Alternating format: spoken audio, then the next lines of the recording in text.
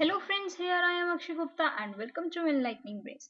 तो ये हमारा डिस्कशन सेकंड है एनसीईआरटी ज्योग्राफी क्लास 7th का। डिस्कशन फर्स्ट में हम लोगों ने अपना एक चैप्टर कंप्लीट किया था। आज हमारा डिस्कशन सेकंड है, तो चलते हैं आगे। तो डिस्कशन सेकंड में आज हम लोग सेकंड चैप्टर करने वाले हैं, जो कि है इनसाइड आवर अर्थ। कुछ चैप्टर्स बहुत लेंथी हैं, इसमें कुछ चैप्टर्स थोड़े शॉर्ट हैं।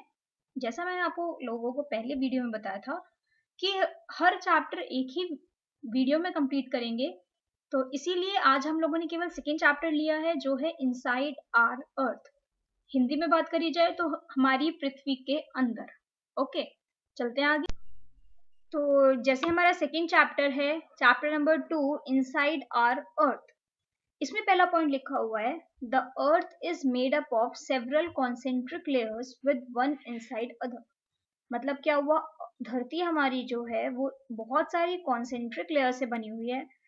कॉन्सेंट्रिक लेयर्स का मतलब क्या होता है, एक सर्कल है, एक सर्कल के अंदर ही दूसरा सर्कल, उसके अंदर एक और सर्कल, तो ये हो गई कॉन्सेंट्रिक लेयर्स, एक के अंदर एक। ओके, जो सबसे ऊपर वाली लेयर है अर्थ की, उसको बोलते हैं क्रस्ट। ये सबसे पतली होती है, thinnest of all layers. It is about 35 kilometer on the continental masses and only 5 kilometers on the ocean floor. मतलब क्या हुआ, धरती पर तो ये 35 किलोमीटर तक जाती है और ओशंस में केवल ये 5 किलोमीटर तक जाती है। अब आप लोग यहाँ पर देख सकते हैं इस वाली फोटो में कि ये कॉन्टिनेंट है, ये कॉन्टिनेंटल क्रस्ट है, ये 35 किलोमीटर तक जाएगी।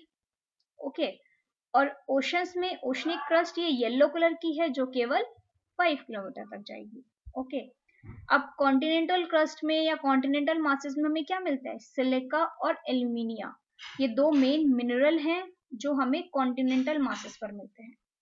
ओशनिक क्रस्ट में, ओशन में हमें मिलता है सिलिका और मैग्नीशियम। अब आप लोग यहाँ पर देख सकते हैं, सिलिका से हमने Si उठाया और एल्यूमिनियम से हमने Al उठाया, दोनों को मिलाकर हमने कर दिया Cl। ओशनिक क्रस्ट में भी सिलिका से Si उठाया, मैग्नीशियम से Ma उठाया, दोनों को मिलाकर कर दिया सीमा। ओके, और फिर नेक्स्ट लिखा हुआ है, जो डीपेस्ट माइन है पूरे दुनिया में, मतलब गहरी माइन जो है पूरी दुनिया में, वो साउथ अफ्रीका में है, जो कि कुछ 4 किलोमीटर डीप है। तो इस पॉइंट से हम लोग ये समझ पा रहे हैं कि 4 किलोमीटर के से नीचे कोई नहीं अभी तक गया। ओके, जो डीप खुदाई हुई है धरती के नीचे, वो 4 किलोमीटर से ज्यादा की नहीं हुई है। ओके, तो चलते हैं आगे। देखिए, अब यहाँ पर लिखा हुआ है, under the crust is the mantle. तो क्रस्ट के नीचे मेंटल है, which extends up to a depth of 2900 kilometre below the crust. तो क्रस्ट के नीचे मेंटल है, जो कि 2900 किलोमीटर तक जाती है। वहीं पर जो हमारी क्रस्ट थी वो केवल 35 किलोमीटर तक जा रही थी कॉन्टिनेंटल मासेस में।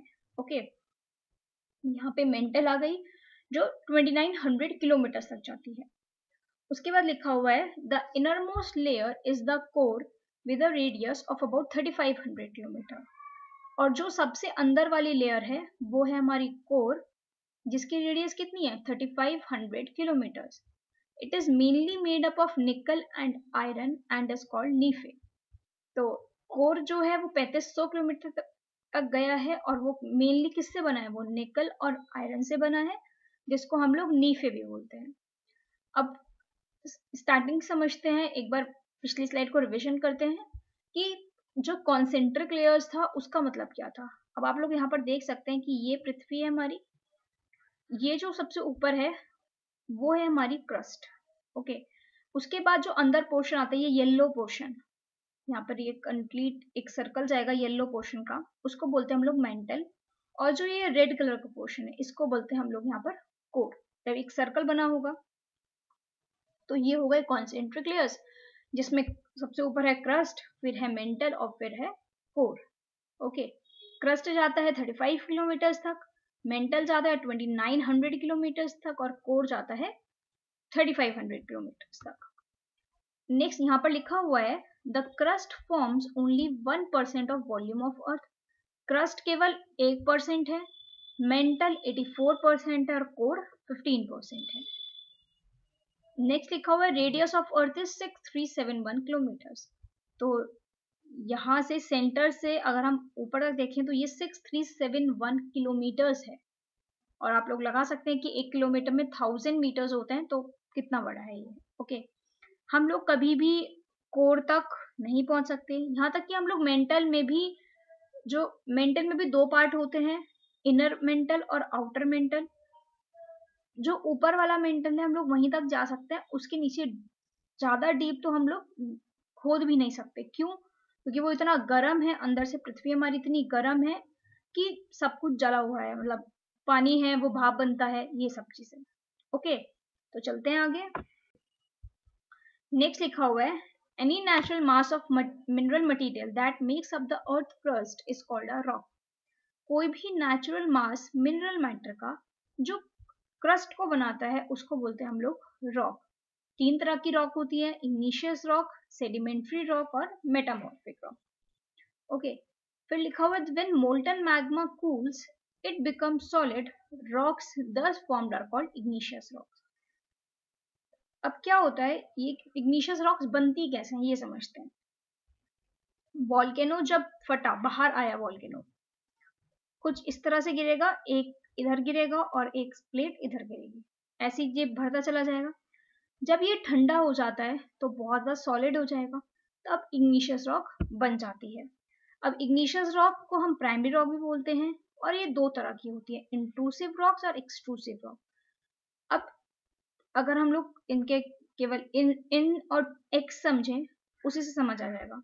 इनका मतलब होता है अंदर और एक्स का मतलब होता है बाहर। तो एक्सट्रूसिव रॉक लिखा हुआ है पहले कि जब मोल्टन लावा धरती से बाहर आ जाएगा, बाहर आके ठंडा होगा, उसको हम बोलेंगे extrusive igneous rock. Example basalt इसका एग्जाम्पल है, और डेक्कन प्लेट्यू बसाल्ट रॉक से बना है। डेक्कन प्लेट्यू वहीं महाराष्ट्र और गुजरात में सिचुएटेड है। इस मैप में देख सकते हैं, इंडिया के मैप में, कि गुजरात ये रहा और महाराष्ट्र ये येलो कलर से और ये ग्रीन कलर से। तो क्या हुआ, इग्निशियस रॉक कैसे बनी? जब मोल्टन लावा या मैग्मा कूल हो गया और वो सॉलिड हो गया, तब जो रॉक बनी वो इग्निशियस रॉक बनी। अब यहाँ पर आप लोग एक डिफरेंस पूछ सकते हैं मेरे से कि मैग्मा और लावा दोनों में क्या डिफरेंस होता है। डिफरेंस बहुत छोटा सा है कि जब वॉल्केनो फटा, और अगर वॉल्केनो फट के बाहर आ गया, मतलब जो लावा था वो बाहर आ गया धरती से, तब उसको बोलते हैं हम लोग मोल्टन लावा। लेकिन वहीं अगर धरती के अंदर ही वॉल्केनो फट गया और वो बाहर नहीं निकला, तो उसको बोलेंगे मोल्टन मैग्मा। ओके, तो यहाँ पर लिखा हुआ है when molten magma cools it become solid. यहाँ पर लेकिन अगर ये बाहर आएगा तभी तो इग्निशियस रॉक्स बनेगी। और 2 तरह की इग्निशियस रॉक्स होती है, इंट्रूसिव और एक्सट्रूसिव। ओके, एक्सट्रूसिव हो गई जब बाहर आ गया लावा, वो ठंडा हो गया और सॉलिड हो गया, तो जो क्रस्ट पे रॉक्स बनी उसको हम लोग एक्सट्रूसिव रॉक्स बोलेंगे। ओके, तो चलते हैं आगे।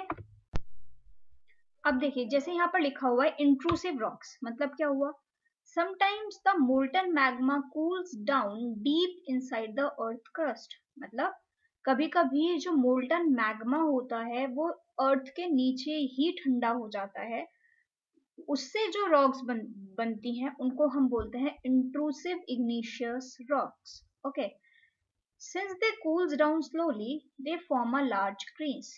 Granite is an example of such a rock. वो ठंडी जो होती हैं वो बहुत धीरे होती हैं। क्यों होंगी धीरे? क्योंकि बाहर तो देखो, अगर हम धरती से बाहर देखें तो हवा भी लग रही है, हवा लग रही है मेनली, इस वजह से वो जल्दी ठंडी हो रही है। अर्थ के नीचे भी गर्मी है, धरती के मतलब जमीन के नीचे भी बहुत ज्यादा गर्मी है, इस वजह से ठंडी होने में टाइम लगता है। तो जब वो जो होंगी, जो मोल्टन मैग्मा होगा वो बहुत बड़े ग्रेन्स में बन जाएगा। ग्रेनाइट उसका ही एक एग्जाम्पल है, इंट्रूसिव इग्निशियस रॉक का एग्जाम्पल है ग्रेनाइट। नेक्स्ट लिखा हुआ है rocks roll down, crack and hit each other and are broken down into small fragments. These smaller particles are called sediments. अब इसको इस तरह समझिए कि जब रॉक्स जो होंगी वो कुछ टाइम पुरानी हो जाएंगी तो उनमें क्रैक आने लगेंगे, जब क्रैक आएंगे थोड़े वो टूटेगी तो वो नीचे मतलब नीचे गिरेगी, एक दूसरे पर हिट होगी और छोटे छोटे फ्रेगमेंट्स में छोटे छोटे पत्थरों में टूट जाएगी। उन छोटे पत्थरों को हम बोलते हैं सेडिमेंट्स। अब वो सेडिमेंट्स कौन ट्रांसपोर्ट करेगा एक जगह से दूसरी जगह? विंड, वाटर और भी बहुत सारी चीजें। अब ये लूज जो सेडिमेंट्स थे ये कंप्रेस होंगे, हार्डेंड होंगे to form layer of rocks, मतलब वापस ये जो छोटे छोटे पत्थर हैं इनसे वापस लेयर ऑफ रॉक्स बनेगी। उन रॉक्स को हम लोग बोलेंगे सेडिमेंट्री रॉक्स। जैसे सैंडस्टोन जो बनता है वो ग्रेन्स ऑफ सैंड से बनता है, मतलब सैंड के ग्रेन्स से बनता है हमारा सैंडस्टोन। उसके बाद अब पत्थरों पे देखो, पत्थरों पे जीव जंतु भी होंगे, पेड़ पौधे भी थोड़े बहुत उगे होंगे या फिर माइक्रो ऑर्गेनिजम्स होंगे। these sedimentary rocks में fossils of plants, animals और अदर माइक्रो ऑर्गेनिजम्स भी होंगे, क्योंकि वो उस पे जब एक बार रहे होंगे इग्निशियस रॉक पर वो टूटी होंगी तभी तो सेडिमेंट्री रॉक बनी होगी। तो इस वजह से इनके भी फॉसिल्स या इनके भी छोटे बहुत कुछ ना कुछ अवशेष जिसको बोलते हैं वो रह गए होंगे। ठीक है, फिर लिखा हुआ igneous and sedimentary rocks can change into metamorphic rocks under great heat and pressure. For example, clay changes into slate and limestone changes into marble. Igneous और sedimentary rocks metamorphic rocks में change होती हैं जब बहुत ज्यादा heat लगे उसको और बहुत ज्यादा प्रेशर हो। जैसे क्ले को चेंज किया जाता है स्लेट में और लाइमस्टोन को चेंज किया जाता है मार्बल में। ओके, अभी हम लोगों ने यहाँ पे फॉसिल्स पढ़ा था, तो फॉसिल्स का मतलब क्या है? The remains of dead plants and animals trapped in the layer of rocks are called fossils. तो डेड प्लांट्स और एनिमल्स के जो अवशेष या रिमेन्स जो बच जाते हैं वो रॉक्स की जो लेयर्स बनेंगी सेडिमेंट्री रॉक्स की उनके बीच में दब जाएंगे, उन्हीं को हम लोग फॉसिल्स बोलते हैं। ओके, तो चलते हैं आगे। यहाँ पर लिखा हुआ है one type of rock changes to another type under certain conditions in a cyclic manner. मतलब एक टाइप की रॉक दूसरी टाइप में चेंज होगी कुछ कंडीशंस के अंदर, एक साइक्लिक मैनर मतलब एक साइकिल चलेगी। इस ट्रांसफॉर्मेशन के प्रोसेस को हम लोग बोलते हैं रॉक साइकिल। ओके, कैसे आप समझते हैं? देखिए यहाँ पर वोल्केनो फटा, मैग्मा बाहर निकला। ओके, अब मैग्मा जब ये ठंडा हो जाएगा तो इग्निशियस रॉक बनेगा। इग्निशियस रॉक जब टूटेंगी तो सेडिमेंट्स में टूटेंगी, सेडिमेंट्स से क्या बनेगा? सेडिमेंट्री रॉक्स बनेंगी। सेडिमेंट्री रॉक्स और इग्निशियस रॉक्स दोनों, अब आप लोग यहाँ पर देख सकते हैं ये वाला एरो और ये वाला एरो, ये दोनों एरोज मेटामॉर्फिक रॉक की तरफ पॉइंट आउट कर रहे हैं।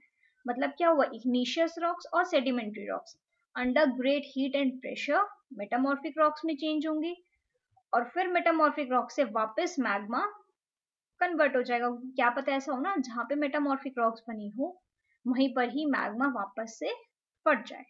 ओके, बट सेडिमेंट्री रॉक से भी मैग्मा बन सकता है डायरेक्ट, इग्निशियस रॉक से भी वापस मैग्मा बन सकता है। जहां वही चीज है ना, जहां पे इग्निशियस रॉक हुई वहीं पे क्या पता दोबारा मैग्मा वॉल्केनो फट जाए, जहां पे सेडिमेंट्री रॉक हो वहां पे वॉल्केनो फट जाए। ओके, तो चलते हैं आगे। आई थिंक सो आप लोग को रॉक साइकिल आराम से समझ आ गई होगी। क्या हुआ? मैग्मा से इग्निशियस रॉक बनी, इग्निशियस रॉक से सेडिमेंट, सेडिमेंट से सेडिमेंट्री रॉक्स, सेडिमेंट्री रॉक से मेटामॉर्फिक रॉक और फिर वापस से मैग्मा में कन्वर्ट। ओके, तो चलते हैं आगे। तो थैंक यू क्लास या थैंक यू गाइज, यहीं तक थी हमारी वीडियो। तो अगर आपको मेरी वीडियो पसंद आई हो तो लाइक शेयर और सब्सक्राइब करना ना भूलें मेरे चैनल को। Thank you guys, keep supporting.